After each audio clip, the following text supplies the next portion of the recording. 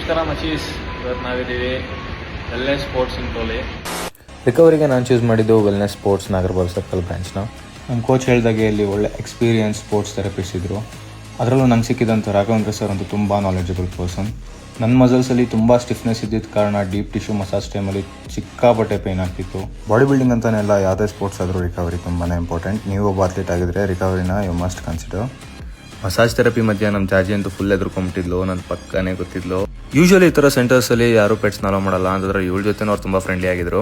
ಒಂದು painful massage therapy ಆದಮೇಲೆ cupping therapy ಮಾಡಿಕೊಂಡು ನಮ್ಮ ರಿಕವರಿ ಥೆರಪಿನ ಎಂಡ್ ಮಾಡ್ಕೊಂಡ್ವಿ. ಬಾಡಿ ಬಿಲ್ಡಿಂಗಲ್ಲಿ ನಾವು ಟ್ರೈನ್ ಎಷ್ಟು ಹಾರ್ಡಾಗಿ ಮಾಡ್ತೀವೋ ರಿಕವರಿನೂ ಅಷ್ಟೇ ಚೆನ್ನಾಗಿ ಕೊಟ್ಟರೆ ಬಾಡಿನೂ ನಮ್ಮ ಜೊತೆ ಟ್ರೈನ್ ಮಾಡೋಕ್ಕೆ ನೆಕ್ಸ್ಟ್ ಸೀಸನ್ಗೆ ತುಂಬ ಸಪೋರ್ಟ್ ಮಾಡುತ್ತೆ. ನೀವು ಒಬ್ಬರು ಅಥ್ಲೀಟ್ ಆಗಿದ್ರೆ ವೆಲ್ನೆಸ್ ಸ್ಪೋರ್ಟ್ಸ್ ಅವ್ರನ್ನ ರಿಕವರಿಗೆ ಕನ್ಸಿಡರ್ ಮಾಡ್ಬೋದು. ಅವ್ರ ಪೇಜ್ನ ನಾನು ಟ್ಯಾಗ್ ಮಾಡಿರ್ತೀನಿ. ಇಷ್ಟ ಆಗಿದ್ರೆ ವಿಡಿಯೋ ಲೈಕ್ ಮಾಡ್ಕೊಳ್ಳಿ, ಮತ್ತು ಇದೇ ಥರ ಬಾಡಿ ಬಿಲ್ಡಿಂಗ್ ಕಂಟೆಂಟ್ಗೋಸ್ಕರ ನಮ್ಮ ಪೇಜ್ನ ಫಾಲೋ ಮಾಡ್ಕೊಳ್ಳಿ.